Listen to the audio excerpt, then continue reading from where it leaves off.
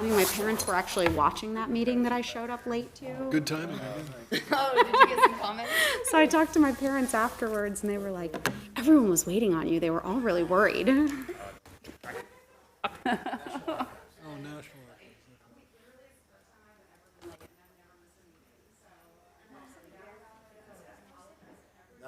Hey, you should be touched. People care. There's no endless dinner conversations arguing about something, right? True, that's true. No, it was a council meeting, because I missed the Pledge of Allegiance and everything. We did a pledge at the work Yeah. session. I think it was the work session. It was before the council, no, because I walked right in on citizens' comments. Oh, then It was yeah. a very interesting Well, no, time to walk into the room that particular day.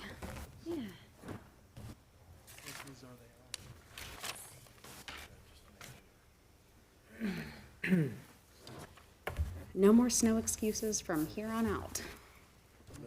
Let's keep our fingers crossed. That taste of spring was like, Mulligan, Joe Mulligan. oh man. Well, it's supposed to be nice all week this week, and then rain next week. So maybe flowers after that. Look on the bright side. It's the 16.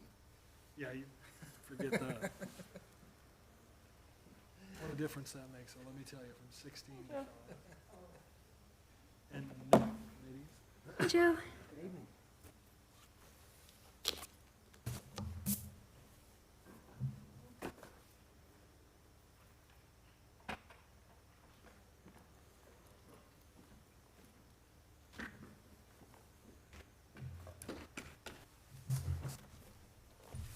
My notepad officially ran out. Forgot to replace it. 2 pages front and back.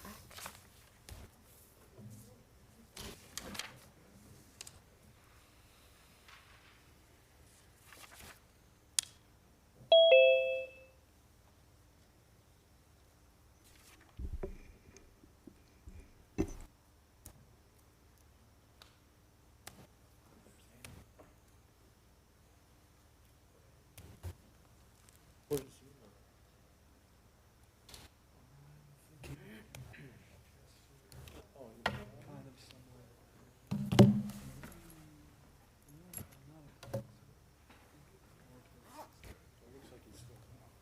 Yeah, probably. Might have some outside.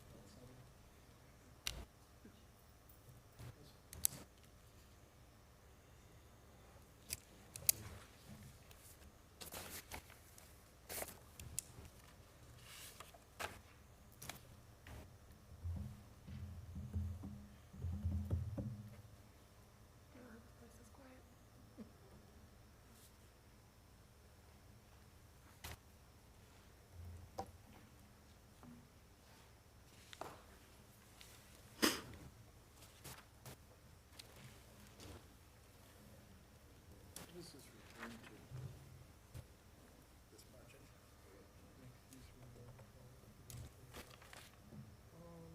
Probably more than all, I would think. Yeah, because there was nothing put out there about this project. Till tonight.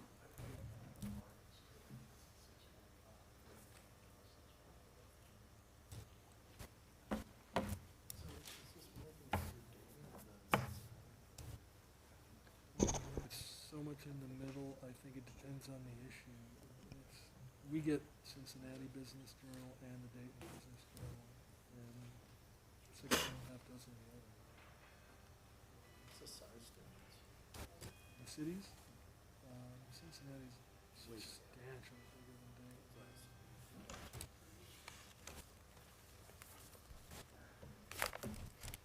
What airlines?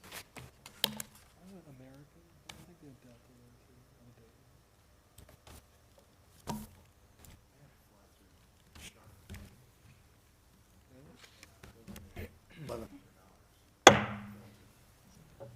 I'd like to call to order the Middletown City Council meeting for Tuesday, March 2nd, 2021. We can start with a moment of meditation followed by the Pledge of Allegiance.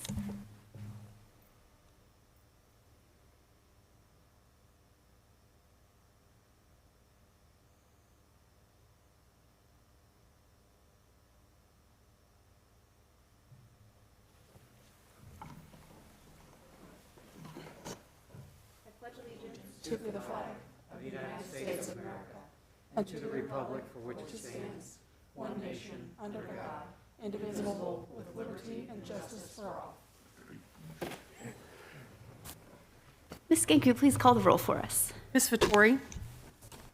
Here. Ms. Nenny? Here. Mr. Moon? Here. Mr. Mulligan? Here. Mayor Condrey? Here. And this evening, we're going to start with a public hearing. So we can open a public hearing for a map amendment request by applicant Haley Dusa Group on behalf of the property owner RY Petroleum Incorporated to rezone the property located at 1817 Highland Street, Middletown, Ohio, 45044, parcel ID Q 6542068000020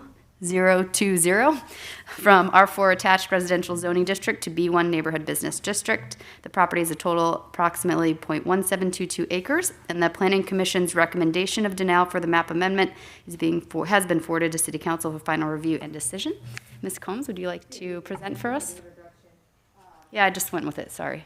As you can see, there's two photos there. The photo on the left is the subject property located at 1817 Highland Street. The other picture is I'm sorry, Ms. Combs, I don't think that microphone's on. Thank you. You can, Okay, let me start over again. So thank you again for the introduction. The property on, the picture on the left is the subject property, 1817 Highland Street. It is currently a vacant lot. The next property is Sloan's Market, located at 1825 Highland Street, also owned by the property owner. Again, the subject property is vacant. A residential home was demolished on the property in 2013 due to being blighted. The owner has owned that property since 2017. The property owner also owns two properties located to the south, one being Sloan's Market there at 1825 Highland and 2709 Burbank Avenue that you'll see later on a slide that did have a blighted home on it, and it was demolished actually on the Planning Commission date of February 10th of this year. The applicant requests to rezone the subject property so that it can be combined with those other properties that I mentioned to enhance the current convenience store business with a drive-through window as well as additional parking. Okay, so here is the zoning map. The property that we are talking about has the star on it and it is outlined in blue. The other properties that are owned by the applicant are those highlighted in red, again, 2709 Burbank and 1825, known as Sloan. As you can see, there is a pocket of B1 commercial. There's a convenience store across the street that is located in the B1 zoning district, as well as a bar that is located to the east of this property. Surrounding is the R4 attached residential zoning district. Next slide, please. Planning Commission recommendation. On January 13, 2021, the Planning Commission recommended denial of the map amendment request due to the request not meeting map amendment review criteria outlined in the Middletown Development Code, specifically 3 and 6 that you'll see later in the slides. The Planning Commission determined that the additional traffic generated by the commercially zoned property would negatively impact safety on the neighborhood by creating visibility issues and traffic for the surrounding property owners. The Commission also determined that the maintenance and upkeep of the subject property is a detriment to the surrounding properties and could potentially worsen by expanding the commercial use. The Commission identified that rather than expand the commercial district, that the property would be better suited for a single-family residential home. The Planning Commission voted to deny the map amendment due to the request not promoting public health, safety, general welfare of the surrounding neighborhood because of the zone change would be adversely impacting the surrounding neighborhoods there. Staff recommendation. Planning staff recommended approval of the map amendment to the Planning Commission. Per the 2005 master plan, the subject property is located in the Green Tree Opportunity Area and is identified as neighborhood preserve and enhance. Staff feels that the zone change would allow the property owner to enhance his existing business by offering, again, that additional parking and drive-through window that could offer that amenity to the surrounding neighborhood that uses that convenience store. Staff thinks that the investment made in screening and buffering would be beneficial to the surrounding properties by visually lessening the activities of the convenience store property. Planning staff also feels that the creation of additional parking spaces would positively help alleviate that on-street parking and traffic safety concerns that were mentioned by the residents. If approved, the proposed zone change would not create spot zoning and would be consistent with our B1 zoning district that is located, again, as I mentioned, to the south of the property. Next slide, please. Public notice requirement. Per the Middletown Development Code notice requirement, public notice was provided to all property owners within 200 feet of the property, and it was published in the Middletown Journal. Comments received from the neighboring properties identified traffic visibility issues, property screening issues, and property maintenance issues concerning trash and debris. One comment did pertain to a gas station, however, that is not being proposed here, and a gas station would not meet the Middletown Development Code requirement and could not be built on this property if it were approved for B1. I do want to make mention of that. I won't read through all these. These were provided in the staff report, again, mentioning those issues that I had stated above. Next slide, please. So the map amendment packet was also provided to all of our city departments, and they did not have any issues or concerns with the proposal as submitted. The map amendment review criteria that the Planning Commission bases their decisions on are the following criteria, and not all may be applicable to this case. 1, the proposed amendment is consistent with the master plan, other adopted city plans, and stated purposes of the Middletown Development Code. 2, the proposed amendment is necessary or desirable because of changing conditions, new planning concepts, or other social or economic conditions. 3, the proposed amendment will promote the public health, safety, and general welfare. 4, the proposed amendment is consistent with the stated purpose of the proposed zoning district. 5, the proposed amendment is not likely to result in significant adverse impacts on the natural environment, including air, water, noise, stormwater management, wildlife, vegetation, or such impacts will be substantially mitigated. Or 6, the proposed amendment is not likely to result in significant adverse effects upon the properties in the vicinity of the project area. And then last slide, please. I have been working with the attorney of the property owner as well as the contractor for the property owner, and this was submitted to me. This is a site plan that is showing the future land use that would be adding the drive-through window. So as you can see, this is a little bit of an outdated aerial that they use. The building, as you can see, pointed out, has been removed, and you can see that photo that was taken today. All photos that I provided were taken today. So they are proposing a 6-foot solid fence as well as landscaping. And I want to make mention that if approved, the impervious surface that would be added to this parking lot and the use of the lot would trigger landscaping requirement as well as an opaque screening requirement for those surrounding residential uses. But I did work with the attorney, and I do want to point out that we discussed, and he did ask me about the future of that property if it were not to be approved, and the use there being residential home. That's what the Planning Commission had mentioned. This subject property, I want to make mention that the width is 50 feet, approximately 50 feet. Our code requirement for the R4, if that were to remain, to build on this lot would be requiring 70 feet. And by combining all 3 lots, that would actually make those conforming with our B1 regulations, and that's something that their attorney, Mr. Herr, I think he is here tonight, could speak more to. But I did want to make mention and provide what they did give me yesterday, showing the landscaping and all the other enhancements that they would be doing to the property. So that concludes my staff report. I would be happy to answer any questions that you have. So Ashley, you're saying that if this property were not rezoned, the property would require variances in order to put any kind of residential property on that lot because the lot is too small? That is correct. Okay. If it were to stay the R4, again, the requirement there is at least 70 feet. It does meet the length. However, there might be a difficult time with meeting setbacks of that. So the R4 would require a 30-foot rear yard setback, a front yard of 30, and side yards of 6 feet. If their property would be as is, it would require a substantial amount of area and dimensional variances there to have a single-family home. Ms. Combs, it's not a zoning question, so maybe you're not the right person to ask this to, but do we know what type of public safety calls, police calls we're seeing typically in and out of there, if it's excessive or if it's just typical? I do not know that. I apologize. I'll follow up with somebody else this week. But I'm sure we could get that information for you in the 2 weeks before the vote. I saw some references to trash and debris on the property. Is that, when it comes to zoning and any sort of regulatory actions, is that something that the city could look into? And we are, you might not see them in these property photos, but there are illegal blade signs, and we have already been in contact with the property owner to start cleaning that up. And again, the trash and debris, the nuisance that you're talking about, is also on the city too, that we stay on the property owner as well. But they do have neighboring properties, maybe the trash comes from. It might not be all them, but again, it is their responsibility. And it's the responsibility of the city to stay on that too. And is the drive-through the make or break it? Just trying to figure out, listening to the feedback from neighbors. I think more parking sounds like it might make sense, but the drive-through seems to be questionable. So is this kind of a yes or no to the total plan, or are we able to potentially give them some of what they're looking for, depending on the different pieces?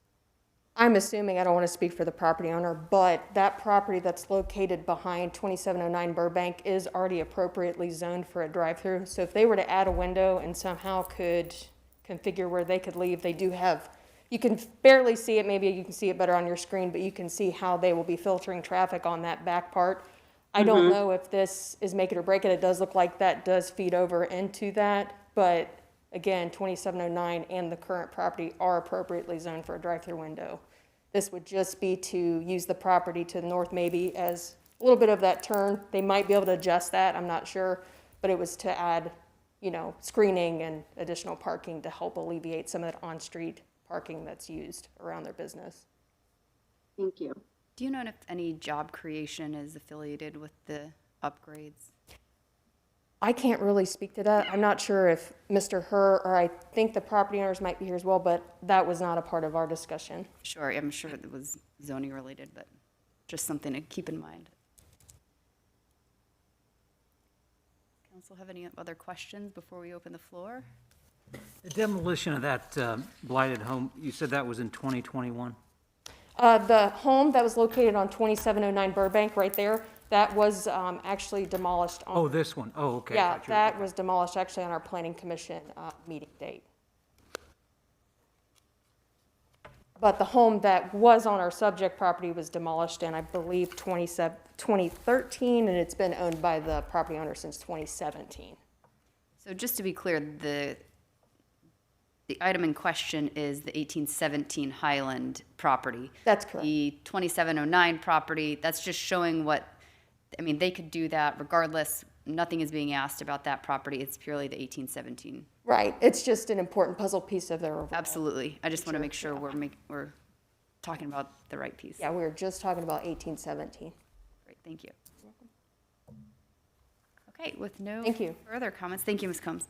We'll open the floor. Now, perhaps this is a question for Susan, but because there's a denial in here, are we opening the floor in favor of the denial, or are we opening the floor in favor of the request? It might be easier to phrase it as you are opening the floor in favor of adopting Planning Commission's ruling, which is to deny it. So you're saying, yes, Okay. I'd like you to continue with what Planning Commission told you.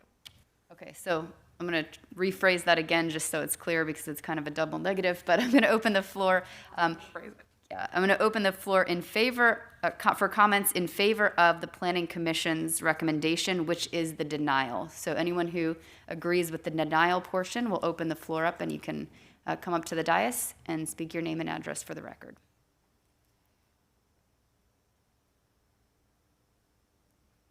Okay, with no comments in support of, then we'll open the floor for any comments in opposition to the Planning Commission's request or recommendation, which is the denial. So if you are in favor of the request by the applicant, this would be the time to come up to the dais and come on up and speak and state your name and address for the record for us. Thank you, Your Honor. My name's John Herr. My address is 400 South Main Street, Middletown, and I'm an attorney here on behalf of the applicants. And I think the point that I want to emphasize is, and it's been touched on several times already, times do change. And it's, in one sense, the property that we're talking about is a zoning nightmare. We've got 50-foot width lots. We got 4 of them, but they're all independent lots right now. If this zone change is approved for this one lot, where it can be combined, consolidated with the existing properties, we'll end up with a fairly robust B1 property. Right now, there are little chunks of B1 properties, and they aren't really subject to control.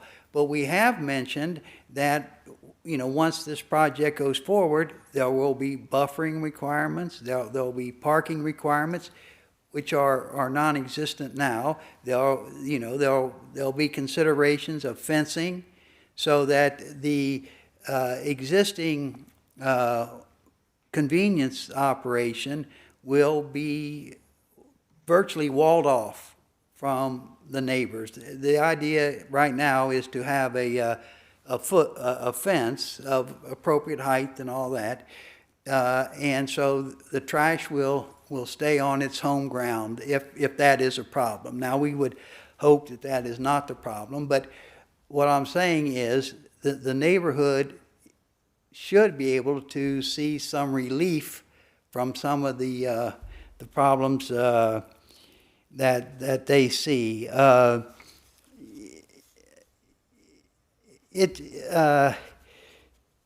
I don't want to start repeating myself, but it strikes me that if the matter is studied objectively, it will be a win for the enterprise that's trying to upgrade their business there and the neighborhood that it serves. And this is a convenience neighborhood. It's not going to pull in, tons of traffic and all of that. It's a convenience store with a building of, well under 3,000 square feet, so it can't do anything to be a traffic generator. If they could figure that out, they would be far gone from the intersection of Highland and Burbank. So I don't think it's going to, that there's any claim or evidence that the change and the replatting of the lot would represent any burden on the neighborhood. If there's a burden, it's already there. This does not change that. This does not add to it. It's a request for a change that conforms entirely to the criteria of the code. In other words, the code looks for changes. That's why the code exists as it does. The powers to be, when they adopted the ordinance, the zoning ordinance, they said we need a way to change this in a fairly practical way so that we don't get mired in unusable lots and that sort of thing. So with that, I thank you for your attention and appreciate your consideration. Thank you very much. And if anybody has any questions of me, I'll be happy to direct myself to that. Mr. Herr, if the zoning request were to be denied, is there intention that the drive-through would, the construction of the drive-through would continue without the addition of the? drive-through is virtually not feasible. Without the additional property? The neighborhood will continue to deteriorate if we can't take some steps to upgrade its use. And we point to, I said times change. Right now, there's the idea of drive-throughs is rampant. I just noticed, and maybe you people can take notice of it, that at the back of the Moon restaurant there on Broad and Central, they have a drive-up window. So, drive-up windows are the rage. That's the change. Now, it's just going to mean that the people of this neighborhood have a little more convenience when they have to run to get milk or a sandwich or whatever they get at the convenience store. So that was going to be a question I had. Is it a food drive-through, or is it a beverage drive-through, or a little bit of both? It's a classic convenience store. I could read you the definition if I had it with me, but I don't, of convenience store under the zoning code. This is a convenience store. It's not that big. It caters to the neighborhood. And, we could even point out that most of the people who take advantage of the convenience store are regulars. The management knows the people when they come in, and, you know, it's a neighborhood store for convenient shopping. Cigarettes, lottery tickets, you know, just all that stuff that's not worth going to Walmart for. Great, thank you very much. Okay, thank you. Do we have any other comments in opposition to the Planning Commission's recommendation? Okay, with that, we'll close the public hearing. And we will move on to citizen comments. Do we have any? Did not receive any cards unless someone has one in the audience they have not turned in. Okay, no citizen comments this evening. That will move us to council comments, and we can start with Ms. Vittori. Thank you. I just wanted to make a brief comment where words are not enough, but to share my sadness and condolences with the family and loved ones of James Hutchinson. I think our whole community has been affected by this tragedy, and I know we've all been probably searching for answers, and to which there's not one, and perhaps many. So I just encourage everyone in the community to hopefully channel these feelings into some community action. And there are so many groups and people out there trying to help, whether it be these blessing boxes that these wonderful people are keeping stocked, and helps them keep an eye on kids in the community through programs that the school's running. There are just lots of opportunities. So I would like to be whatever liaison I can be to resources, and I'm here to listen. So if people have ideas or feel like they need resources, please feel free to reach out. And I hope that together we can continue to move the environment that we're seeing some of these children in forward, so that we can not see this type of tragedy repeated. That's all. Thank you. Thank you. Mr. Mulligan. Thank you, Your Honor. I add my condolences also to the friends and family of James Hutchinson. And times like this where you try to make sense of the senseless and explain the inexplicable, and there are no answers, are just left with grief and sadness. So to them I say I'm very sorry, and praying that they may one day soon enjoy peace. Thank you. Thank you. Mr. Moon. Yes, I'll add my comments on Mr. Hutchinson and echo what Amy and Joe said. It's heartbreaking and it's tragic. Children of the age of 6 should not lose their life. So he is in my prayers, he is in my thoughts, and we just need to embrace those that are hurting as our community and love them, and any way we can do so. I like Amy said, I'm a resource, and happy to do what I can. And that's all I have, Your Honor. Thank you. Ms. Nenny. Thank you. Not being a parent myself, it still hurts to hear the pain in the voices of parents of similarly aged children, or children in general, in these times. It's heartbreaking, that's for sure.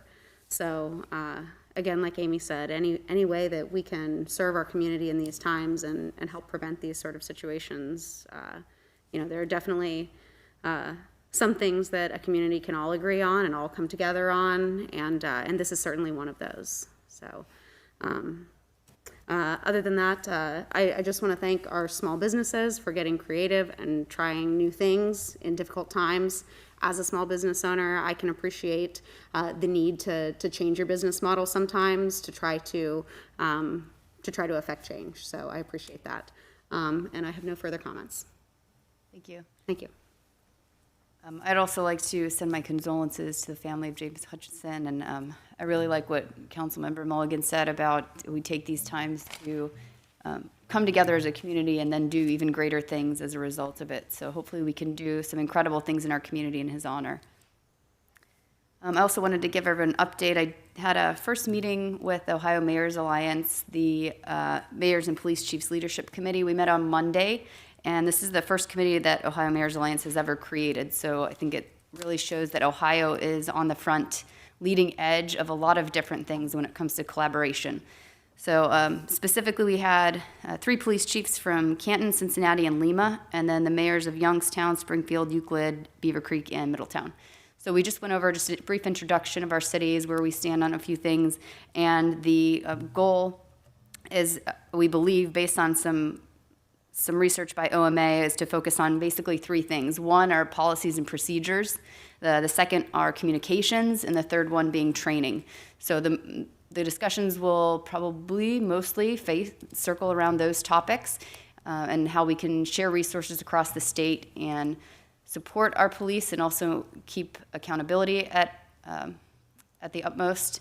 And we'll see how that goes. So I'll keep giving you guys updates on that, but I think it's really, really great place, and I plan to also bring up some of the discussions we had last at the workshop meeting about homelessness and the social service piece, because obviously it's very closely tied to our police officers as well. So I'm hoping that that topic we can get some good collaboration across the state on, and I think it'll be really positive. I had a few comments about tightening up some open meetings law and sunshine law issues. I just want to make sure that we are communicating properly to our citizens in advance.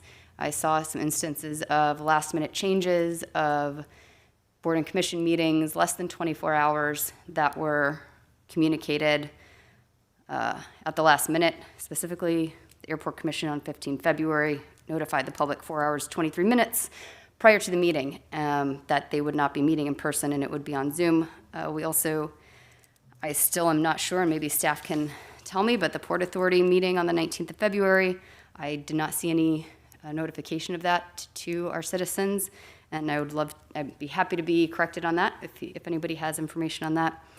I also understand we have a new board and commission, and I would really like more information about that, the Energy Special Improvement District. I don't think anyone on council knows about that, but apparently there was a meeting, a new commission. And also, I just wanted to remind us all, as council members, that we really can't be copying each other on emails when we're talking about anything that has to do with something we could actually make a decision on. So we really have to have that in public meetings and improved executive sessions. And that's all I have this evening. That brings us to city manager reports. Mr. Palahniuk. Madam Mayor, members of City Council, we have several significant items this evening I will be presenting, but I'll just leave my comments to those various items. So beyond that, I do not have anything further for the report this evening. Thank you. Okay, so with that, we have a couple of different reasons we'd like to move to executive session this evening. They're mainly focused on board and commission appointments and economic development. So I'm going to read this reasoning, and we're going to vote on that, and we'll be headed to executive session for a little while before we come back.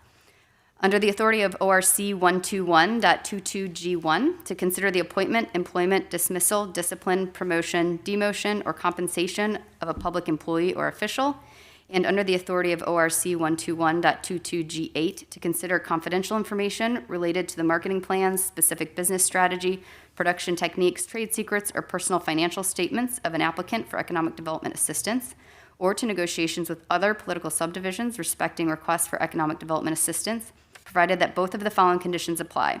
1, the information is directly related to a request for economic development assistance that is to be provided or administered under any provision of Chapter 715, 725, 1724, or 1728, or Section 701.07, 3735.67, or 3735.67 to 3735.70, 5709.40 to 5709.43, 5709.61 to 5709.69, 5709.73 to 5709.75, or 5709.77 to 5709.81 of the revised code, or that involves public infrastructure improvements or the extension of utility services that are directly related to the economic development project.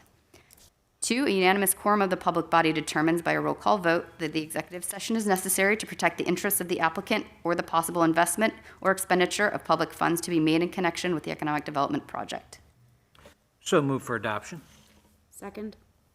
Ms. Gank, will you please call the roll? Ms. Nenny? Yes. Mr. Moon? Yes. Mr. Mulligan? Yes. Mayor Condrey? Yes. Ms. Vettori? Yes. Madam Mayor, I believe also the city manager has an invited guest, so I don't know if the council would like to approve the guest at the request of the city manager. And specifically, that would be Mr. David Rachi, who represents Opportunities Zone Hotels and Resorts LLC. If he could also be allowed into our executive session, I would appreciate that. Sure. Do we need to vote on that, Susan, or Yes, if anyone has an objection, I believe we should Okay. raise it, otherwise it would be okay. If you have an objection, say it now, otherwise we will move to executive session. So the public you. will stay here, and council will adjourn to executive session. You guys are welcome to hang out here while we, and we'll be back.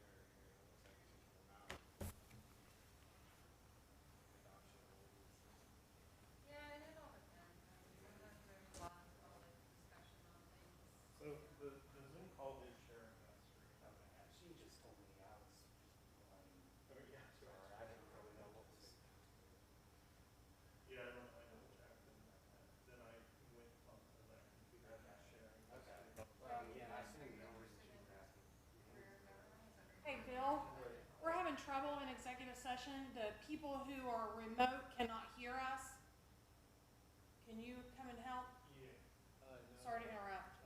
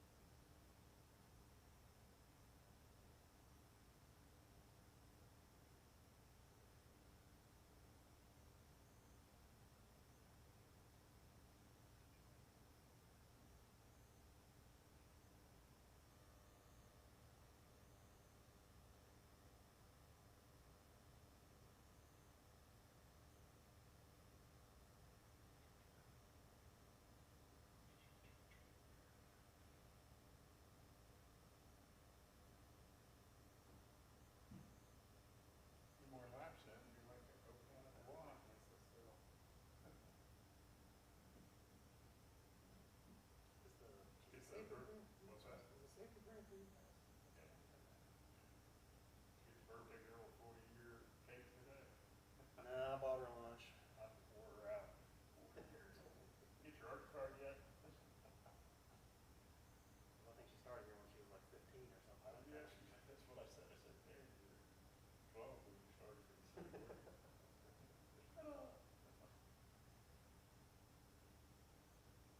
We didn't pick on her today.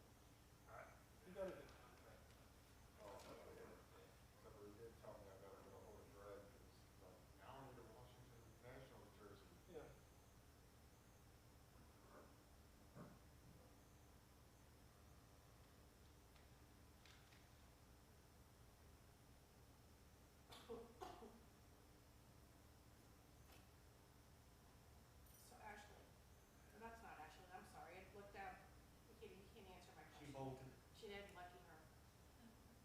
Well, I see what you did. Yeah. If she doesn't have anything on the agenda. I like to be home by now. Did they move the executive session just for this meeting? Like in the middle, I Oh, like how did it at the beginning? Yeah. That's what I'd like to do next. Well, she's handy.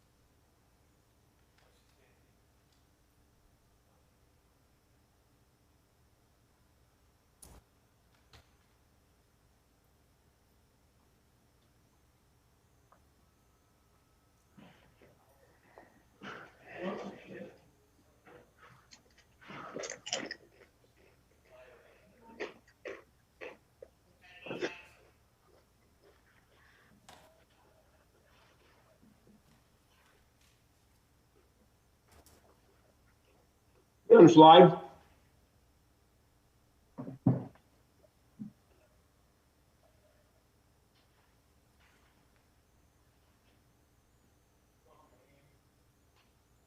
Yeah, you got 'em, Slide? Yeah. What was it? Have you got it?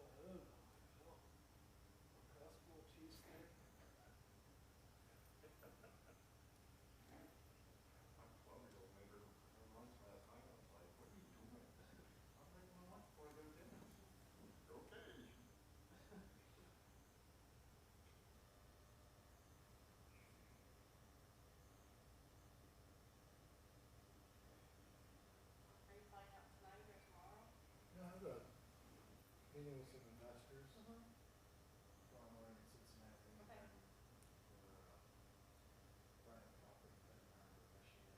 The owners are here, so we'll have lunch. Nice. So, You it'll be, should kind of get a couple things done while you're here, you know? no, it usually doesn't happen. Uh-huh. It's always New York, then California. It's kind of how the trips go. So did you come in from Cincinnati Airport? I did. How was the traffic with bridge closed today? Is that a pain? I don't know, it routed me, All the way around? I went to Indiana. Yeah, that's okay. Yeah. I couldn't believe that that's the fastest way, but apparently it was. Well, yeah, our main bridge is closed. It just closed one day for repairs for 8 months. The Renaissance Bridge. It goes to the highway from Kentucky, northern Kentucky to Cincinnati, downtown Cincinnati. And that's I-75 that you would take to. Right. I just can't believe. Why did you shut down the whole thing? Well, it's more lane. It's still, Well, I was on the Minneapolis Bridge about 17 or 18 minutes before it collapsed. So, if it's that bad. Yeah. Well, here's the funny thing. I got home and my mom called me, and she said, "Are you okay? Obviously you're okay." And I'm like, "Well, yeah, why?" She said, You were that last car. Well, I'm going to tell you what's interesting is there wasn't a lot of traffic behind me going home on the freeway. So but she said, "Well, the bridge collapsed." I said, "No, it didn't." I said, "I just went over the bridge." She goes, "No, it collapsed." I turned on the TV, and of course it's on everything. I was like, "Wow," because she knew I was flying in. I was coming home from the airport, and my wife wasn't that concerned. So. I told her what happened. She's like, "Oh, that's good." Your life insurance paid out there? You made it.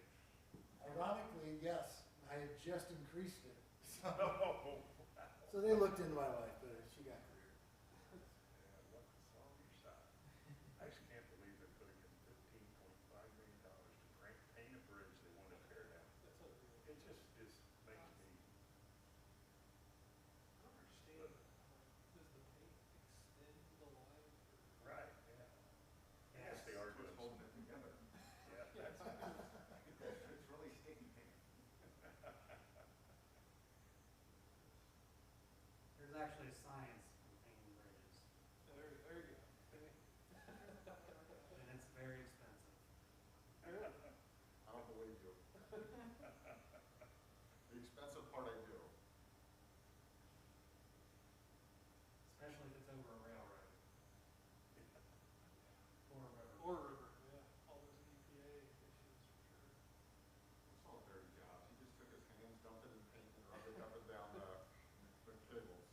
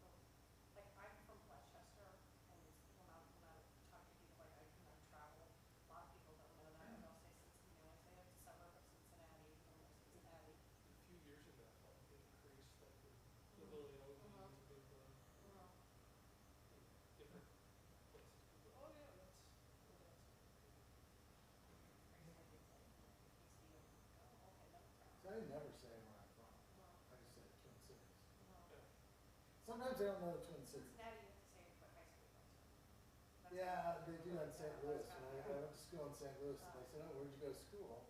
Feel like I asked Steve where he Get him right, I will.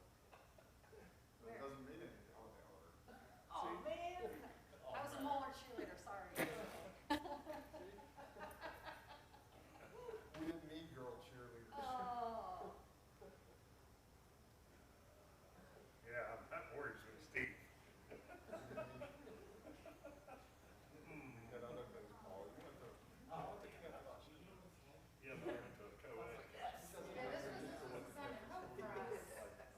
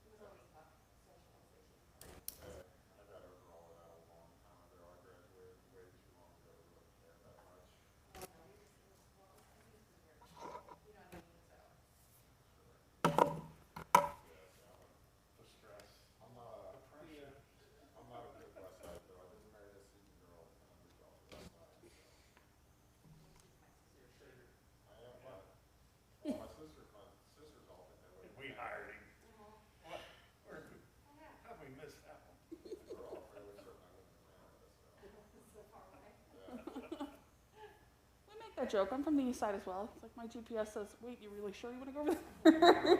East side? East side, yeah. I grew up in Anderson, so. Anderson Township? Uh-huh. That's where my sister lives. Yeah, that's where I grew up. But she might as well live in. You guys not talk to each other? We work too hard during the day. It's like stuff we should already know. Well, it's been COVID, like, I've only been here a year, and I don't know so many people, because we really haven't had, like, social, we usually don't have this kind of council. We're usually like, hey, how are you? We work too hard.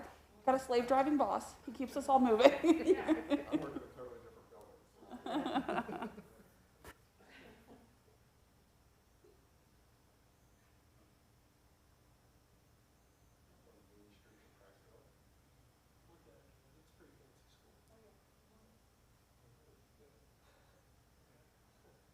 have to get served 7 o'clock now. And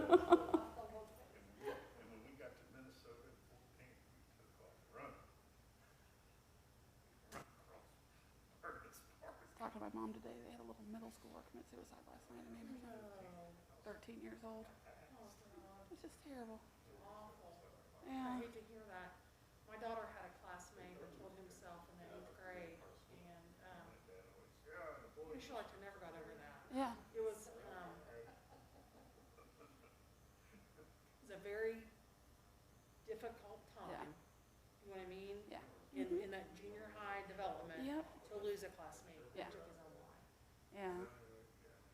Well, my son Stephen is a teacher at Rosa Parks, and he said, that the principal said, it's the first time I've ever lost a student to a homicide. You know, It's terrible. we've lost some, you know, Yeah. never to a I'm sure that's homicide. their worst nightmare. You spend It's, how I'm just gonna say this, it has already been a very hard year. Yeah, You know, absolutely. a very difficult year. Absolutely. The children who are already on the margins, I mean, they're so far out now, I don't know how you reach them. Yeah. But the ones who would have typically have been a good student, that, you know, a dependable, you know what I mean? Yeah. Kind of that middle of the road, that, Yeah. you know, they're so disengaged, Yeah. so disengaged. Yeah. And to try to make up that ground is, I mean, they've been out a year. Yeah. That's a lot of ground to lose. I don't envy parents. It's just terrible decisions to have to It make. is, it is. It's just so difficult. But, you know, he was tickled to death that the kids were coming back, Yeah. you know, that I'm actually sure. in class. Yeah. Every day. Sure. Yeah. He's got 5th graders, and, you know, they're a whole nother I was ball gonna wax say. anyway. God love him for having that patience. God love him for that one.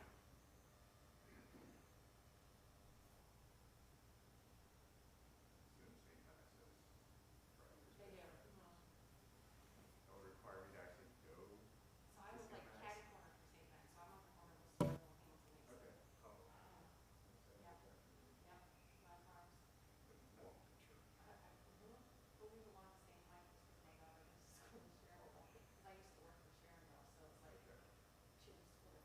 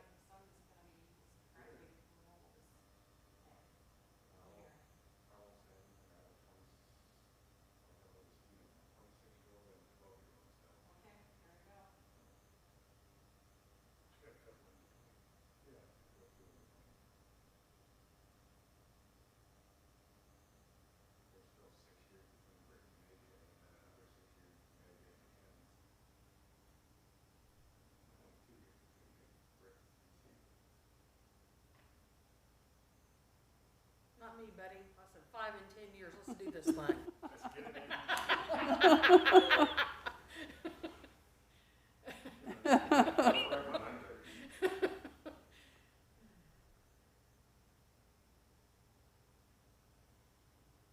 I mean, let's be completely, totally nuts. 16 years, I think, between my oldest sister and my youngest sister, so. And how many's in your family? 9. Yeah. We're a good Catholic West Side family. My sister and I are 15 years apart, and so I was a cheerleader with her, and my mom was pregnant with me when I was a freshman. And then, so when my son was born, I was pregnant with my, third-year-old. And so when my friends were down, she was there, and they're like, what is it with you guys when you're not freshman year pregnant? I was like, it just happens.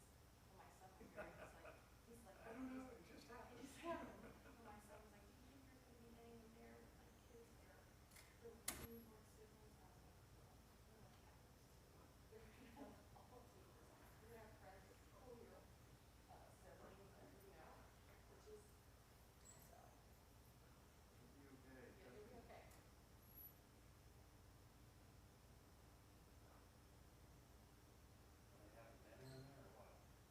I know, seriously. Not allowed to tell you that. Should we get some DoorDash?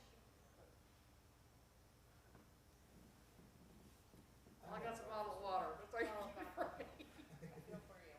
Well, I could probably. No, But I'm we're starting to get a little. crabby here pretty soon. Those stands board and commissions, they need God, please. I've been known to talk to you. Or just.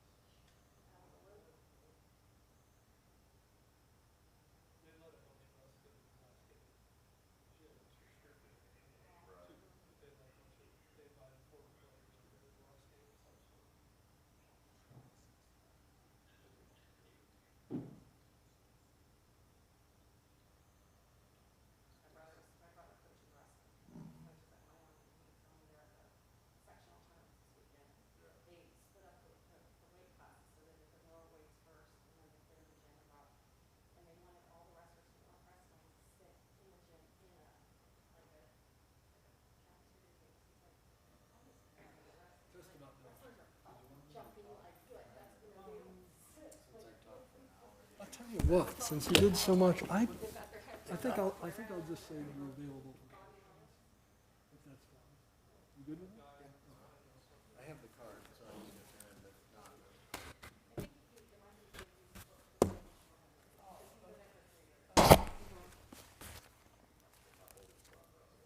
You know, I think if it was like Middletown, and it's a big crowd here, but there's no public here. They've heard from you a lot. They know who you are. You know, just say, And I haven't eaten anything all day. there you go, we'll get you out of here, so.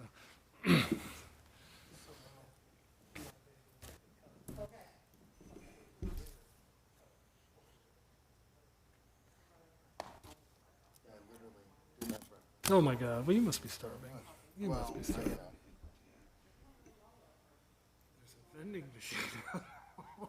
I did. But I've really been trying to eat pretty healthy. Proper, I know.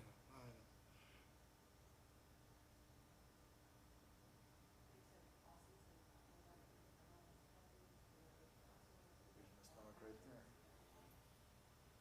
It's a low roar.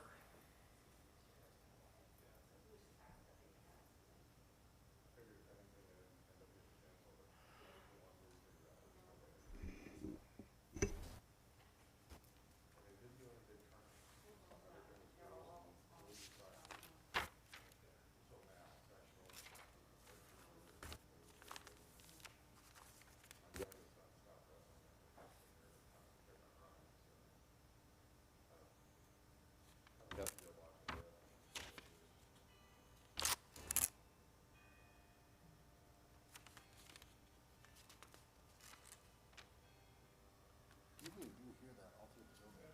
That Caroline, yeah, it's crazy. Certainly, as soon as we're done with item 9, you can certainly go, David.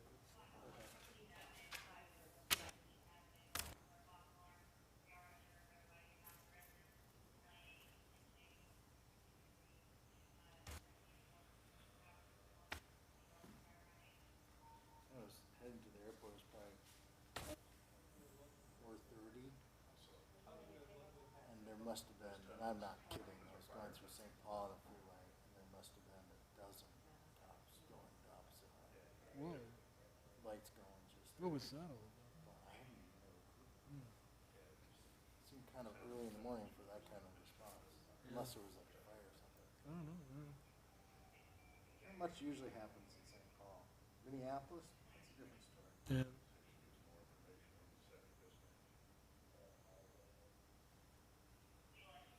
You don't hear that much about St. Paul. You always hear about Minneapolis, Doesn't sound good. I guess.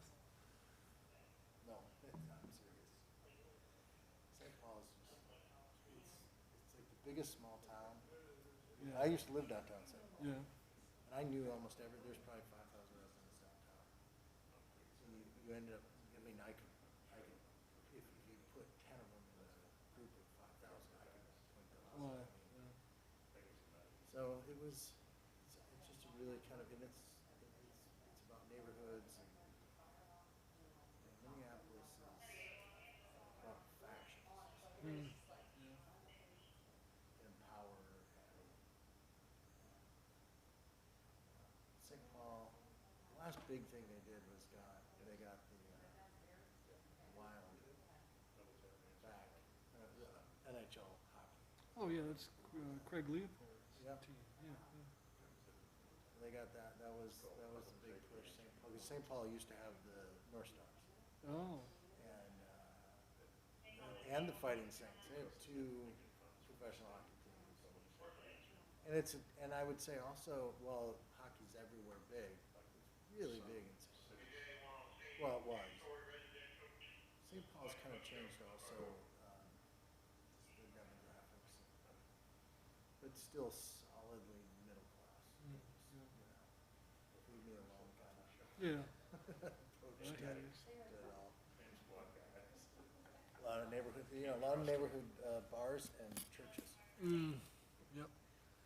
Well, that's kind of like Racine, right? Neighborhood bars and churches. Yeah, I went into like a neighborhood bar to eat one time. Didn't feel very comfortable. No, they're probably all eyes were on you, like, who's he, right? Who is that dude? No kidding. I like those places. Oh, I do too. Get some great food and always fun.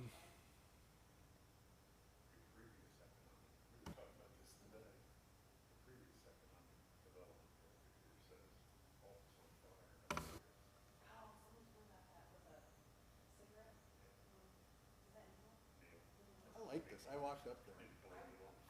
Oh, did you? Yeah, I think it's really well done, I actually. always think of it as like a operating theater, you know, You where should watch out what you write down. doctors, Because you could look down, right and, down, and and see. read everything. I think it's very clever, actually. I'm surprised those aren't open to come in from the street level. Yeah, But it's, interesting design. There's no doubt about it. I like it. I think I would have painted the concrete out. Yeah, I agree. That's the thing. That not only is it not painted, but they have this purposeful attempt to have lots of voids in it, you know? And it's like, that, I'm not sure was a great design. Well, round is not the most efficient building design. There are a lot Again, around it. it's an architectural contest, is what it was. Well, it reminds me, because, I'm sure it was new, you didn't have the creases, right? It reminds me of a Frank Lloyd Wright building. Everything looks great at the beginning, then they kind of just get a little loose. Yeah, Everything's a no little kidding. loosey-goosey. Did you ever get to wing spread when you Yeah. were in the scene? Yeah, well, the last time I was there with Rob First, Yeah, you haven't met Rob yet. You will. I don't think so. He's the main money guy. Yeah. And we went up there. Oh, God. This lady comes out. And there's no sign not to go back there. Oh, yeah. Oh, they're big on security. You got to be careful. If you're there for something, it's okay, but don't come back there if you're Well, not. then they should say, not open. Yeah, I hear you. It actually said tours. And it was during that time. Oh, okay. And this lady comes out and it's like, you know the driveway up to it, Oh, right? yeah, yeah. And she's like, no, you gotta back up. Can I She just didn't let you come in and turn around? No. Really? Yeah. That's pretty strong. Oh, Yeah. That's surprising. I was like, yeah. Me driving behind a car, you're not gonna get waiting.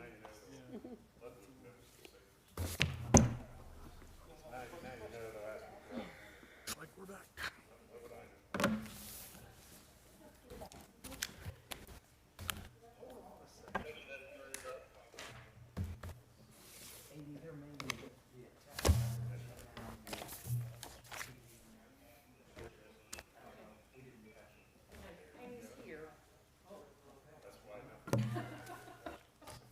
She's everywhere. Omniscient.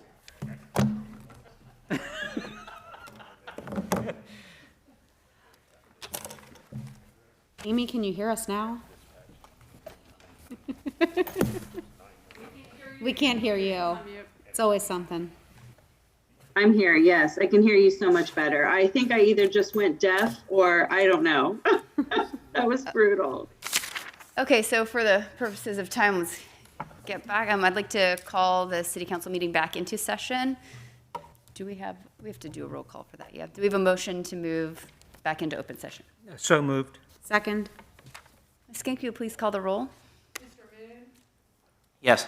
Mr. Mulligan, Yes. Mayor Condrey, Yes. Ms. Nenny, Yes. Ms. Vettori. Yes.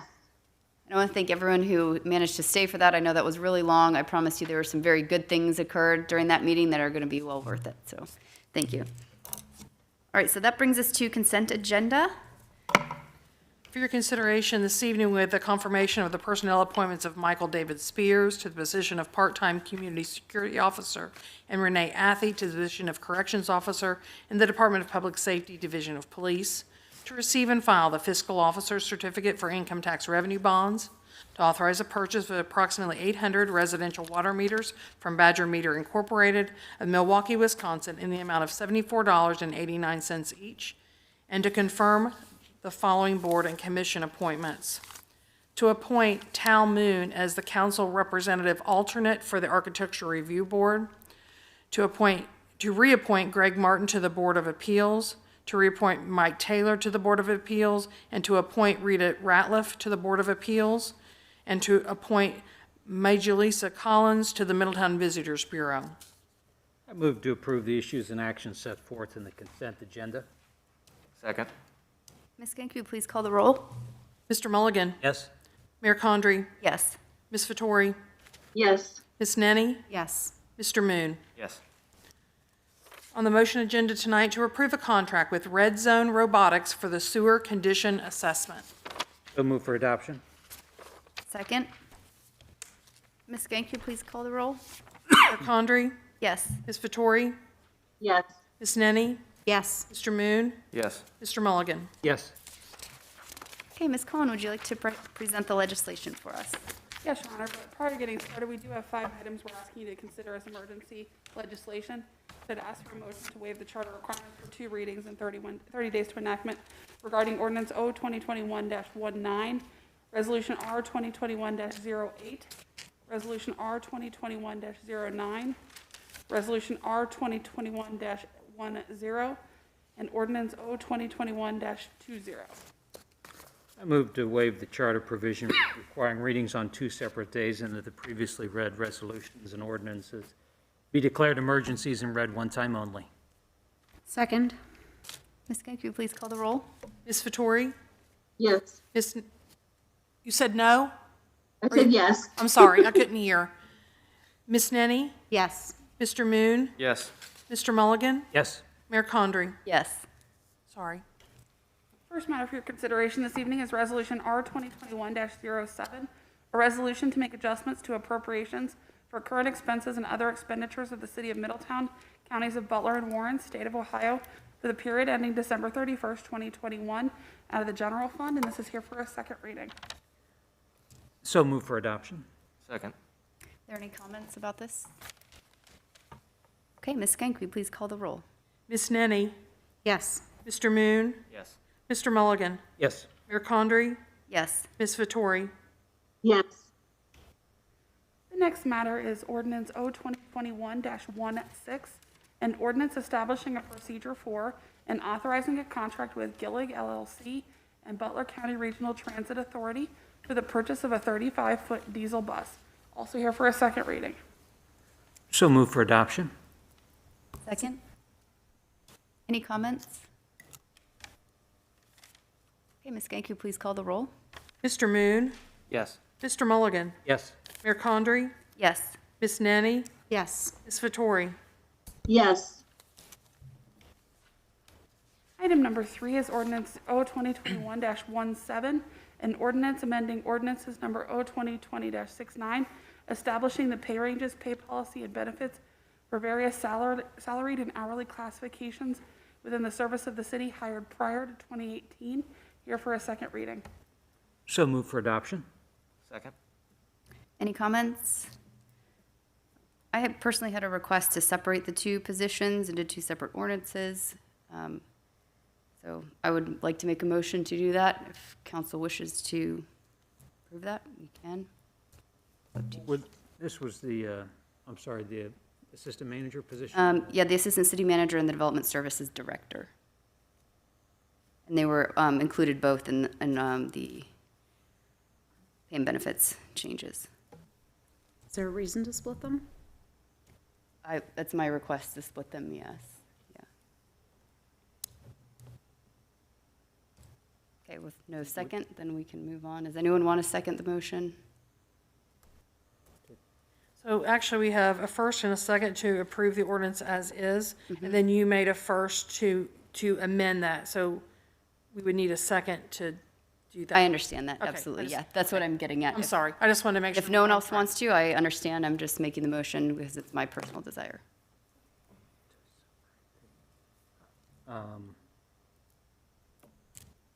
I mean, okay, how much trouble would it be to separate them? But I don't know the rationale to, Because I would like to approve one of them and not the other is why. That's why I would like to separate them. okay. All right.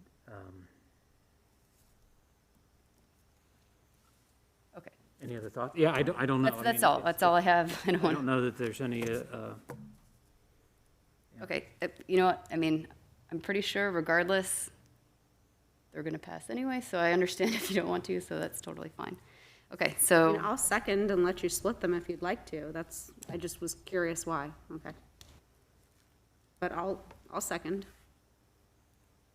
okay, Ms. Genk, we call the roll on the request to separate. Sure.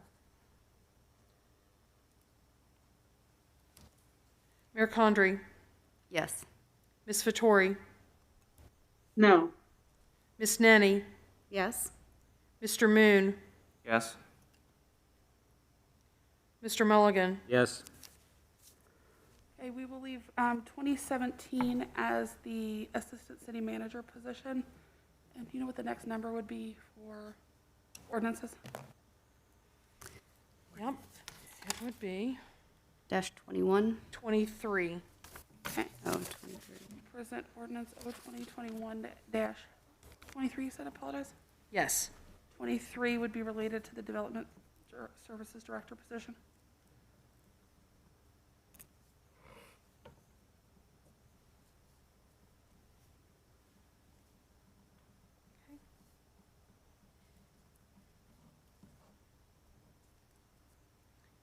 So we will start with ordinance O 2021-17, and ordinance amending ordinance number O 2020-69, establishing the pay ranges, pay policy, and benefits for various salaried and hourly classifications within the service of the city hired prior to 2018. Here for a second reading. This will now be referencing the assistant city manager position changes only. so move for adoption. Second? Any comments on this one before we vote? Okay, Ms. Genk, will you please, oh, sorry, I'm sorry, it's hard with the masks. Who Sorry. seconded that? Okay, Ms. Nenny. I'm sorry. I do have a comment. Sure. I plan to support it happily, and Ms. Cohen, I know you will do a wonderful job as Assistant City Manager. Hopefully, congratulations. Thank you. I second that. Thank you. Any other comments? Okay, Ms. Genk, will you please call the roll? Ms. Vettori, Yes. Ms. Nenny, Yes. Mr. Moon, Yes? Mr. Mulligan, Yes, Mayor Condrey. No. Okay. The next matter will be ordinance O 2021-23. This will be an ordinance amending ordinance number O 2020-69, establishing the pay ranges and pay policy benefits for various salaried and hourly classifications within the service of the city that are hired prior to 2018, regarding the Director of Development Services changes you saw in your book. so move for adoption. Second?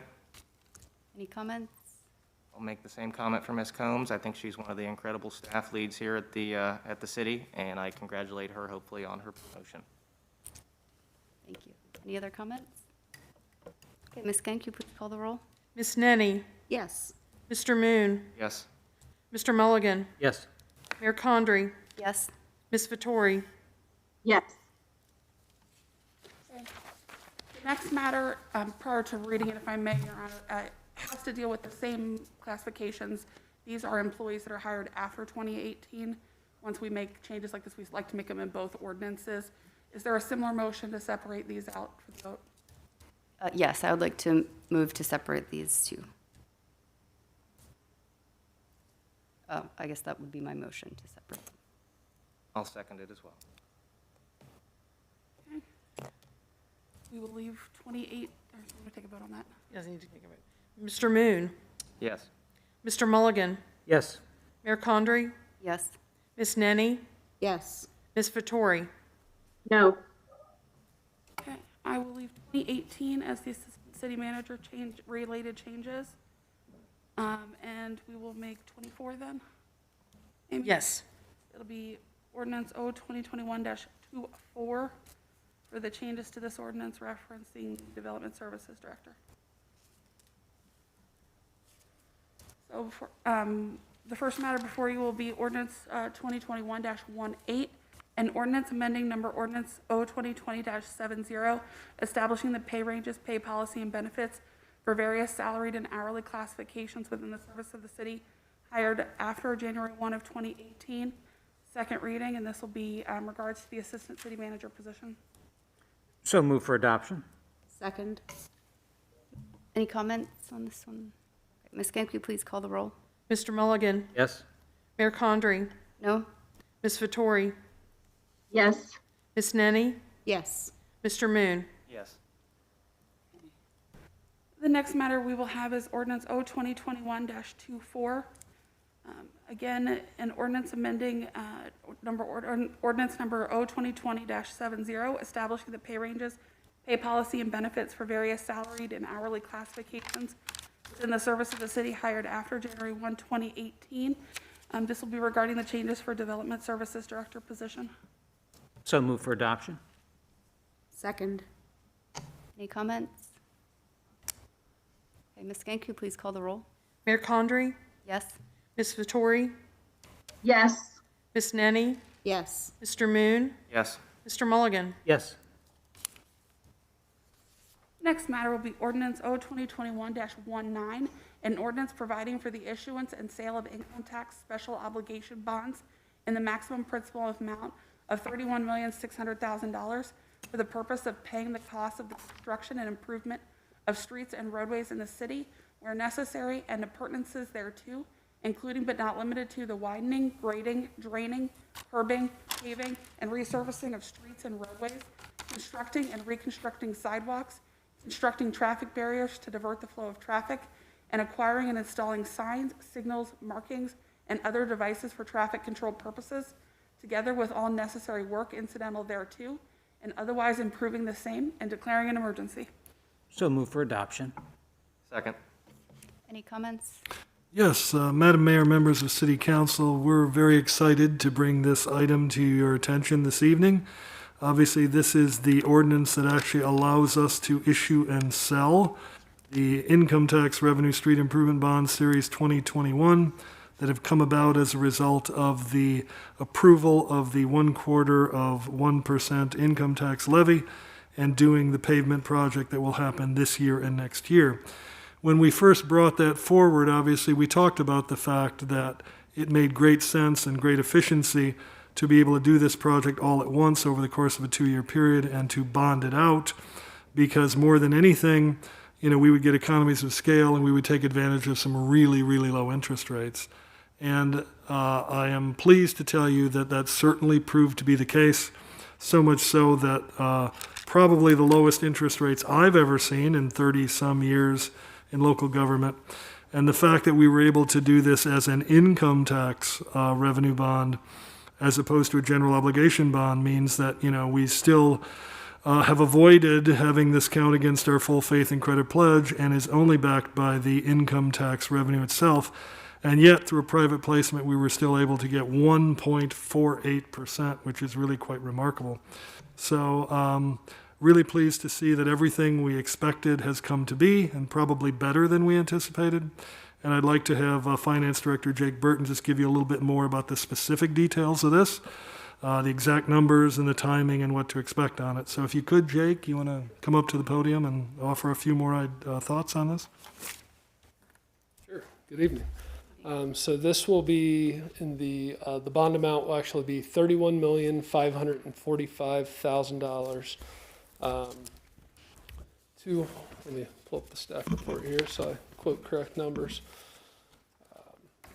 So that will result in the city actually receiving $31,300,047.50 to go toward paving.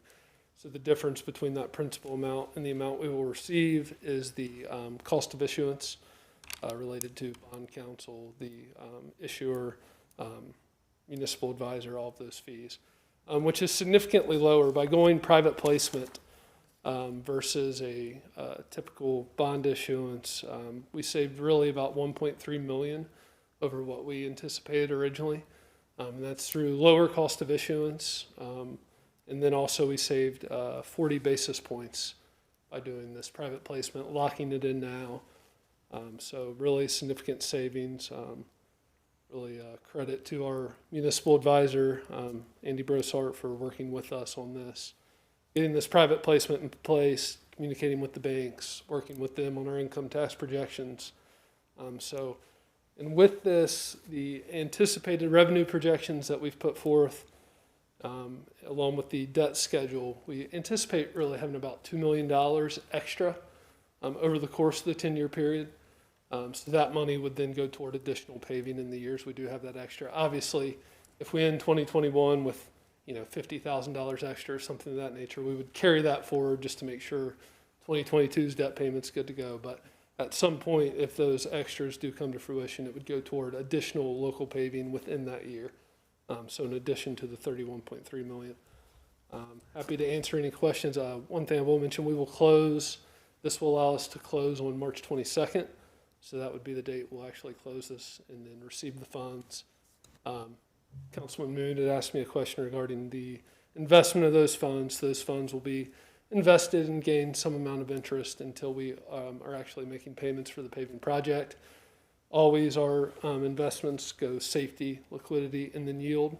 So that's how we invest all of the city's funds. So safety is certainly the top priority to make sure we don't lose any funding. And then we'll make sure that it's liquid enough to meet our payment schedule. So happy to answer any other questions as well. Mr. Burton, just for you, maybe Mr. Palanick too, I know there's been regular meetings on the deployment of these dollars, but is it still on track to deploy the dollars in 2021 and 2022, or is it going to be 2.5 years? It is, and a part of the income tax revenue bonds requirement, which doesn't necessarily keep us to that schedule, but we have to spend at least 85% of the bonds within 3 years per the law. But yeah, we're on pace to the RFP for the paving project went out today, and I believe that is going to be returned on March 23rd, are the return dates for those. And then we're on schedule to bring forth the contract to council in April, and with paving anticipated to start in May. Great, thank you. Exciting stuff. It is. Just one final comment. Appreciate the confidence that the Middletown voters have in us to put this to work. It's certainly top of mind when it comes to paving and potholes. It's not the fun and exciting part necessarily of running a city, but it affects us every day. So this will go a long way to get our streets up to our good standards, and then also the way we finance this, it ensures that the funds collected will go directly towards repaving, and they will not be redirected anywhere else. So thank you for that report. I really think that the citizens' vote and a willingness to spend their dollars on our roads shows to outside investors as well that our citizens care about our city and we're willing to put the effort in, and we're dedicated to our future here in Middletown. So I'm excited to get that going. Any other comments? Okay, Ms. Gink, will you please call the roll? Ms. Vettori? Yes. Ms. Nenny? Yes. Mr. Moon? Yes. Mr. Mulligan? Yes. Mayor Condrey? Yes. The next matter for your consideration is Resolution R 2021-08, a resolution authorizing the city manager to apply for and accept a SAFER grant from the Department of Homeland Security, declaring an emergency. So move for adoption. Second. Any comments on this, Mr. Palanick? Yes, Madam Mayor, members of City Council, the Department of Homeland Security recently opened a round of the so-called Staffing for Adequate Fire and Emergency Response grants for its fiscal year 2020 time period, also known as SAFER grants. These have always traditionally been out there for hiring firefighter personnel. Many times in the past, they have had some amount of local match. The great news about this round is it would be 100% of the costs of any awarded positions for a period of 3 full years.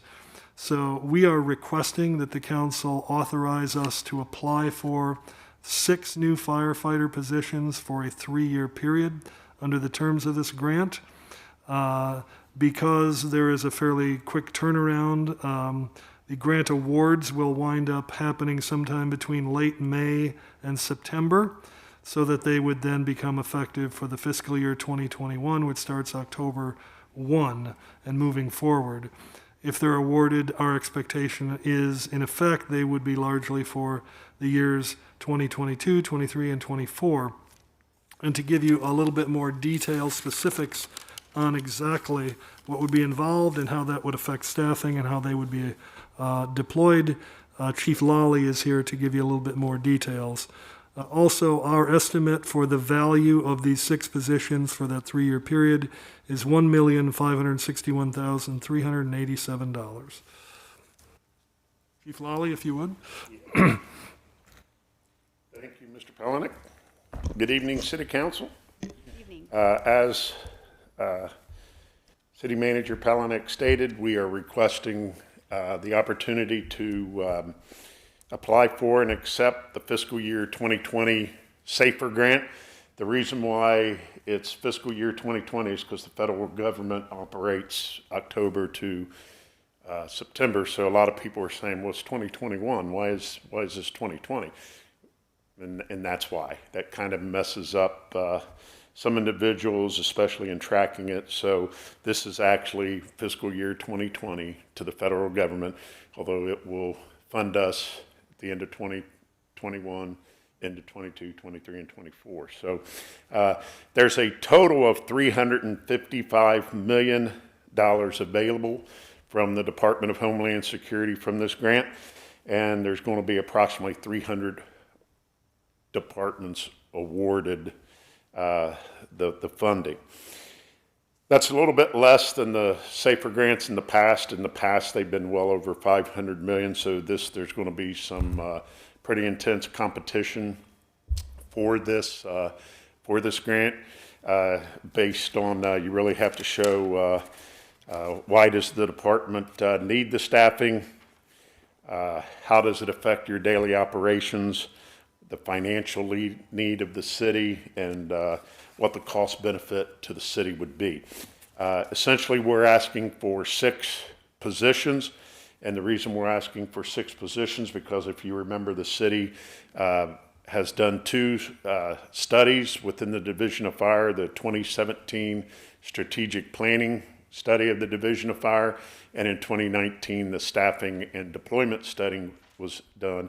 And both those studies essentially stated that we needed to be operating at least 19 firefighters on duty a day, and ideally 21 firefighters on duty a day. Currently, we operate at 17 firefighters on duty a day. So this is a way, one of the ways that we have decided this would get us to meeting the goals of the strategic plan and the staffing and deployment study. Specifically, once awarded, as City Manager Pelenick said, the funding date will be chosen on May 24th to September 30th. So essentially what they do is every Friday they release the communities that get the award. Generally, they come out first with your larger cities. The last 2 times we received the SAFER grant, we were notified in about the 5th round. So I would say if we hear something, if things hold how they've been done in the past, sometime at the end of July, early August, we will hear if we've been awarded the SAFER grant. Then from there, we have 180 days to implement it. In other words, to get the people on board and hired and ready to go. So we got 6 months to do that. And then the day you meet that is the day that the awards, where your operating period begins. And so the big thing there was the question is why you choosing 6, and that 6 will allow us to operate with 19 individuals on duty consistently every day without having to use overtime. Do you have any idea of the overtime savings that you might? I'm sorry? Do you have any idea of the overtime savings that we might see based on the change in employment strategy? I think we're budgeted each year at $186,000 to cover overtime from all costs. I'd say we'd save at least $50,000. Yeah, if we went to 19 on duty a day today, we'd spend well over $100,000 trying to do that. That's why we stay at 17. And the way it works is 17, 19, 18 does us nothing. We need at least 2 people to actually be able to staff any piece of equipment. So that's why really when I hired on in 1989, we were at 22 people a day, and over the years, we went down there. We reached a bottom in 2014 at 13, and it essentially was a catastrophe. So through some agreements with the collective bargaining group, city administration, we've slowly worked our way back up to 17.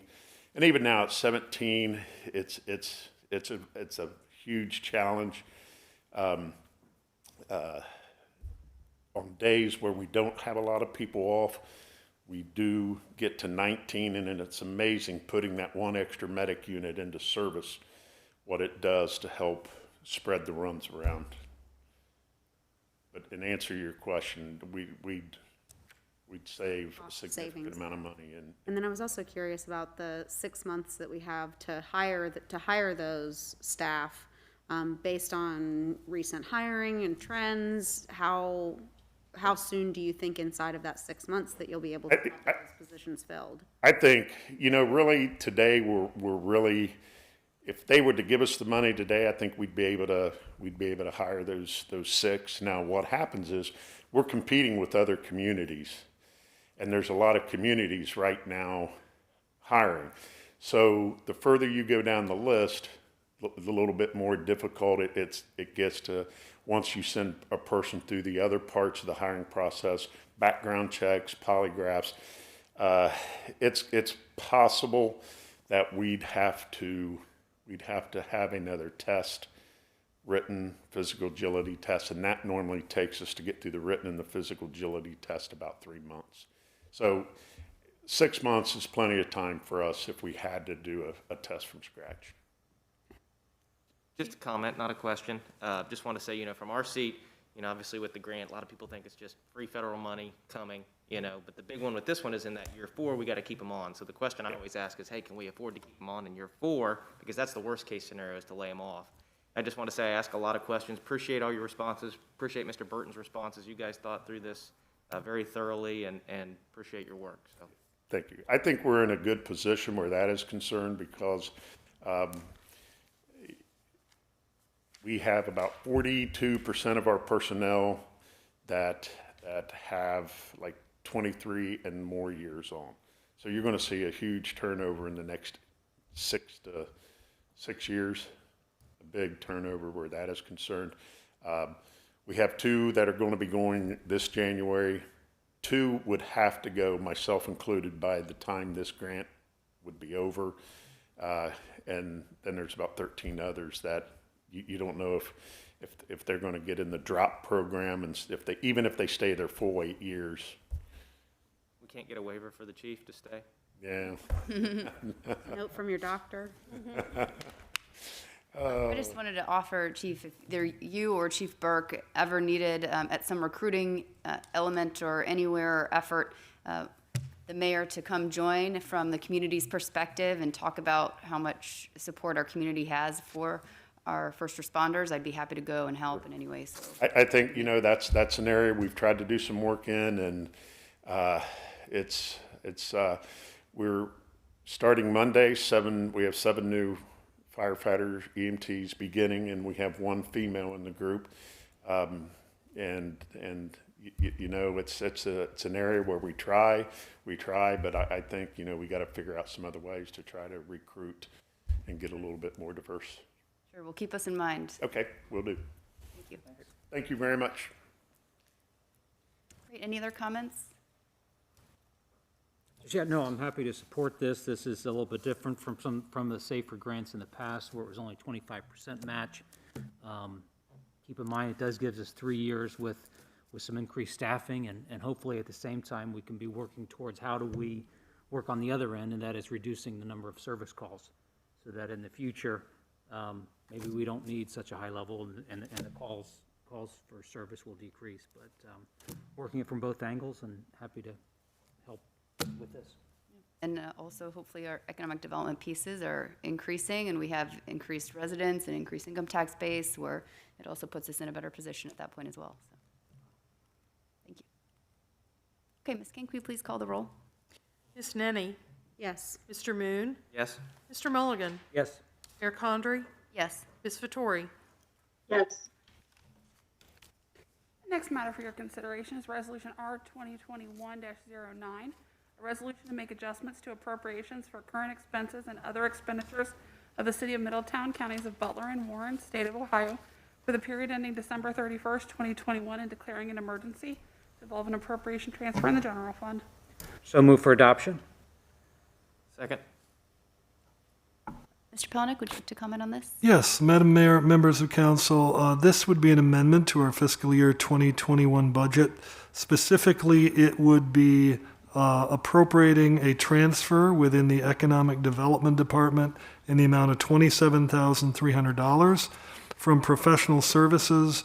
And what we had been planning to do was to do marketing, organization, research, data entry, website updates, things like that by paying professional consultants. And we felt that we could be more efficient by actually hiring 2 interns at $15 an hour for about 20 hours a week for about 38 weeks for a similar amount of money. So this is budget neutral. It is just asking you to approve the hiring of interns to do the work that we otherwise were intending to do through consulting services. I think this is a stellar idea, and I don't know whose it was, but this is, in my mind, this is also getting at workforce development within our city. So reappropriating these dollars towards helping some people also get some experiences that can in turn also help us I really like it. And all credit should go to Chriselle Lyons. Obviously, this is her department and her idea, so this is her baby. All right, any other comments? Okay, Ms. Gang, could you please call the roll? Mr. Moon, Yes. Mr. Mulligan, Yes. Mayor Condrey, Yes. Ms. Nenny, Yes. Ms. Vettori. Yes. The next matter is Resolution R 2021-10, a resolution extending the moratorium on the issuance and processing of any building permits or certificates of occupancy, allowing standalone businesses providing massage therapy, relaxation massage services, or the like within the City of Middletown for a period of 90 days and declaring an emergency. So move for adoption? Second? You can pick. Okay, Mr. Pelnick, would you like to make a comment on this? Yes, Madam Mayor, members of council, this would take our 6-month moratorium, which is set to expire on March 15th, and simply extend it to June 15th.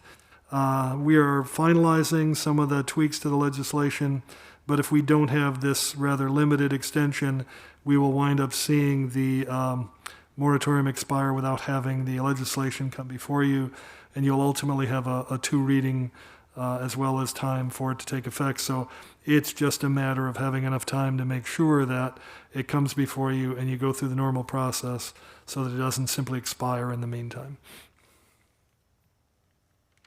Great, and I did ask the question of Jim if we'd had any of this type of business that were legitimate that had applied for anything since then, and he said we have not, and that if we did get something legitimate, that he would bring it up for a possible exemption, so. That's correct. Thank you.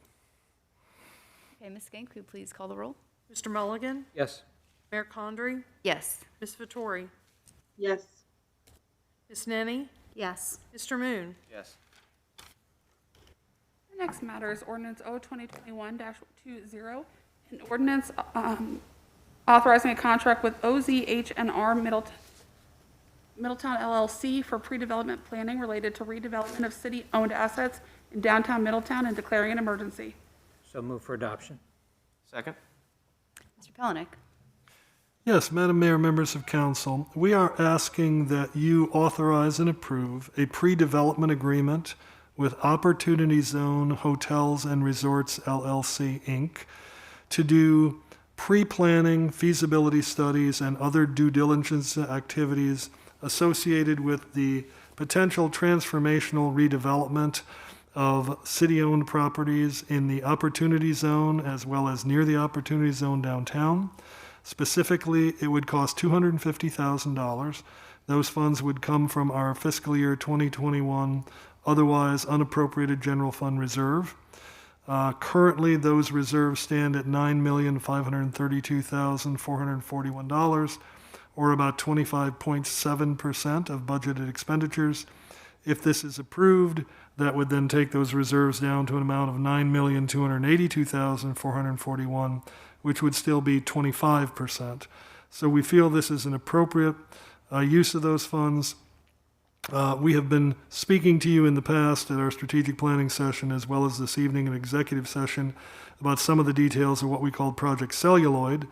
But in effect, as discussed in your staff report and the pre-development agreement, this is really to look at taking full advantage of the city's opportunity zone, as well as many of the incentives that are provided for by the state of Ohio in terms of really helping and supporting economic development, most specifically the new community authority legislation and the more recent Senate Bill 39, the TMUD tax credits, to leverage those and the fact that the city owns a 10.9 acre site along the riverfront fully within the opportunity zone referred to as the STM site. That is the primary focus site for this project, but also to at the same time look at multiple other properties that the city either owns or controls at the moment to see how they play into the project as well. We have been working with OZH&R for the last 6 months in fully understanding and developing this concept. They are a relatively new firm made up of 3 long-tenured veterans of the development business. One of those individuals who is a partner in the firm, Mr. David Rachi, is here this evening at my side. And Mr. Rachi is available to entertain any and all questions that you have or to make brief comments about the project itself. But the pre-development agreement contemplates that we would spend the next 135 days doing a series of feasibility studies, pro formas, financial analysis, conceptual designs, and other kinds of evaluations and team and financial constructing in order to get to a point at the conclusion of those work products to be able to say as a city, we are now ready to make a decision on either go or no go on what would be a complete purchase, sale, and development agreement to move forward with the project. And the project at minimum would involve a hotel, convention center, and other mixed-use elements that would probably be focused on entertainment and some housing. Some of the feasibility, obviously, is to be determined in terms of its overall size and scope, but we feel at minimum, based on what we've been looking at, the project would exceed $75 million. So we've been able to provide quite a bit of information. I would certainly welcome Mr. Rachi's further statements or answers to any questions that you have. So with that, we would present the pre-development agreement. David, if you'd like to offer any thoughts on the project. Good evening, Council. Thank you for this opportunity. Opportunity Zone Hotels and Resorts will, I think the best way to describe it right now is a very difficult situation in terms of COVID and hospitality. But we do have 2 projects that will be starting in the ground this year. We understand that one of those is the only hotel from a certain brand that actually got financed in the COVID era. So even in these difficult times, we're able to get these projects going and out of the ground. And actually, we think this is probably perfect timing because we have the vaccines coming out.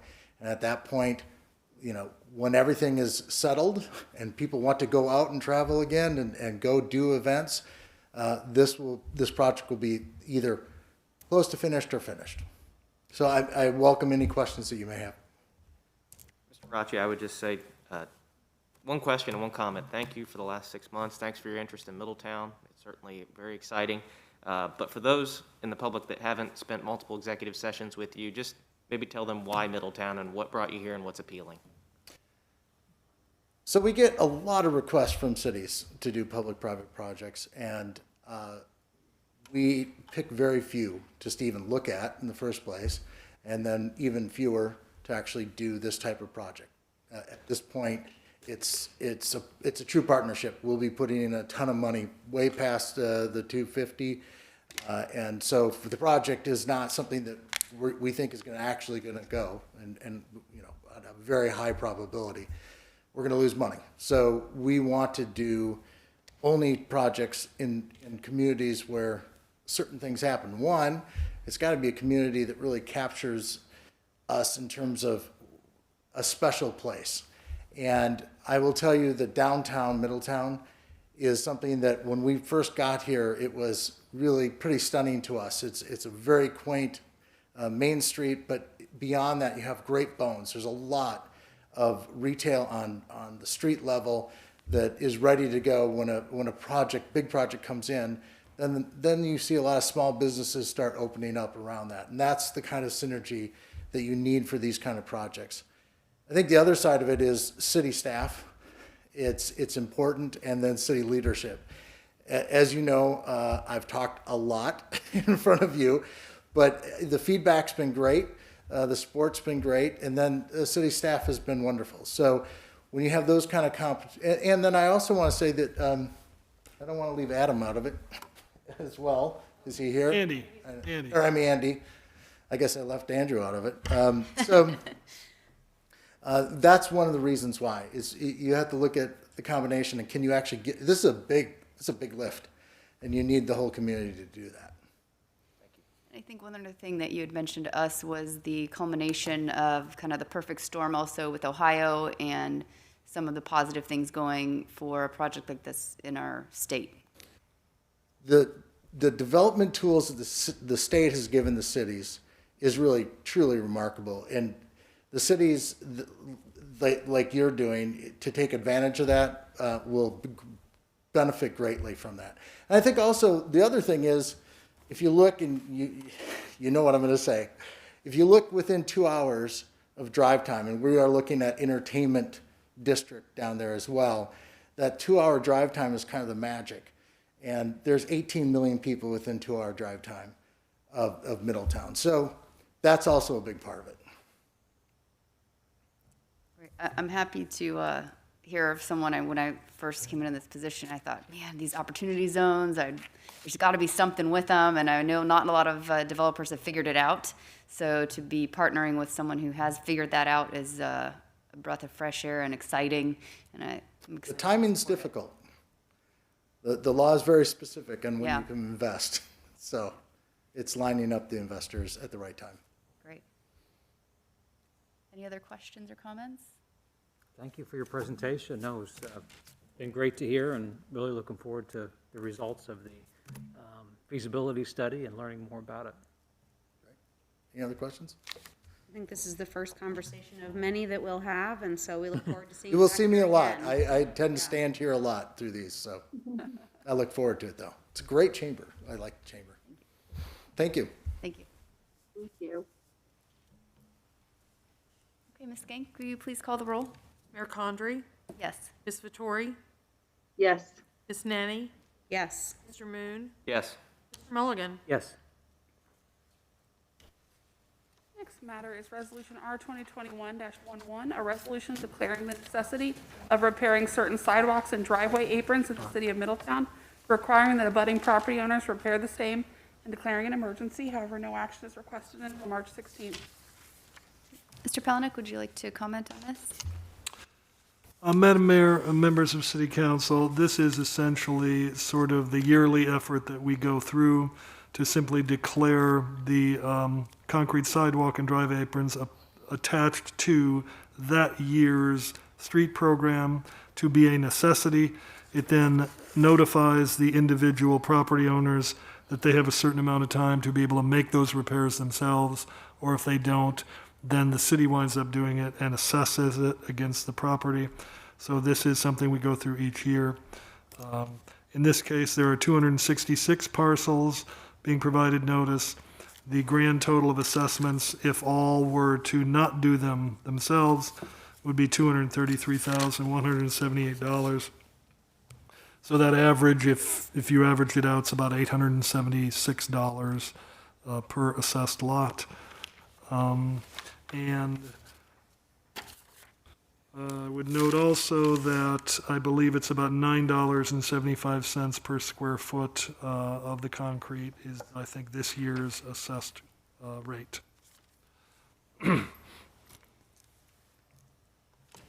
any questions from council? Jim, can you clarify, again, the curbs, is that something that's being done differently in this one? Yes, I think in the past, you may recall that curbs, sidewalks, and drive aprons were all assessed. But once we did the paving program, we made the change that the curbs would wind up being done as part of paving. So this is the first time you're seeing that curbs are no longer included in the assessed part of that, And- just the sidewalks and the drive aprons. Is that something that we plan to do moving forward, or only during the levy, while the levy is relevant? Well, I can't speak beyond 10 years, probably, but I think it's our intent that we would continue this This moving is our forward. annual, right? Yes. That's what I'm talking, is that something we plan to put forward every year? No curbs? At this point in time, we Okay. would. Obviously, that policy could change, and city council could change it in the future, but Absolutely, I'm that's where we asking from are. the staff's That's what we, yeah, perspective. we would plan that, would continue it that way. Great. Any questions? Okay, Ms. Cohen?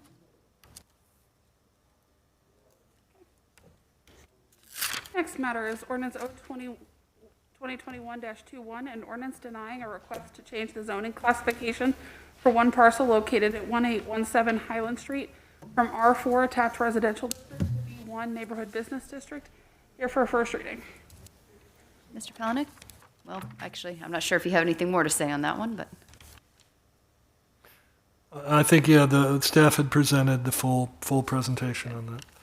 okay, any other comments before we move on? Okay, go ahead, Ms. Cohen, thank you. Next matter is ordinance 2021-22, an ordinance amending chapter 1041 of the codified ordinances. Here for first reading. Mr. Palanick? Yes, Madam Mayor, members of council, in this case, the amendment is to Chapter 1041, which is our wastewater collection and treatment. Essentially, it's our pre-treatment ordinance.